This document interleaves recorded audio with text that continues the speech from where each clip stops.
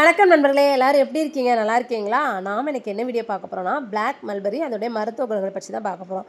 2, 3 நாளா சரியா வீடியோ போட முடியலங்க. இன்னைக்கு இந்த பழத்த பார்த்தாச்சு. ஒரு வீடியோ போடலாமேன்னு சொல்லி உடனே எடுத்துட்டோங்க. பிளாக் மல்பெர்ரிய சாப்பிட்டு பார்த்தவங்க ரொம்பவே டேஸ்ட்டா இருந்துச்சு. என்ன டேஸ்ட்ல இருக்குன்னா, கிரேப்ஸ் சாப்பிட்டா எந்த டேஸ்ட்டோ அந்த டேஸ்ட்ல தாங்க இருக்குது. அதே மாதிரி இரும்பு சத்து குறைபாட்டை நீக்கக்கூடிய தன்மை இதில அதிகமாவே இருக்குதுங்க. இந்த பழத்தில பெக்டின் இருக்கனால இது ஒரு மலமிளக்கியாக பயன்படுத்தப்படுகிறது. பழங்களும் சரி, வேர்ப்பட்டையுமே மருந்து தயாரிக்க பயன்படுத்தப்படுகிறதுங்க. இந்த இலைகள் பட்டுப்புழு வளர்க்கிறதுக்கு ரொம்பவே பயன்படுத்துறாங்கங்க.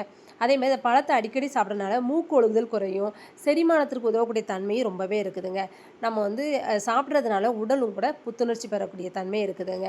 அந்த பழத்த பார்த்தா மிஸ் பண்ணிடாதீங்க. இதுதாங்க பிளாக் மல்பெர்ரி அழகா இருக்குல்ல.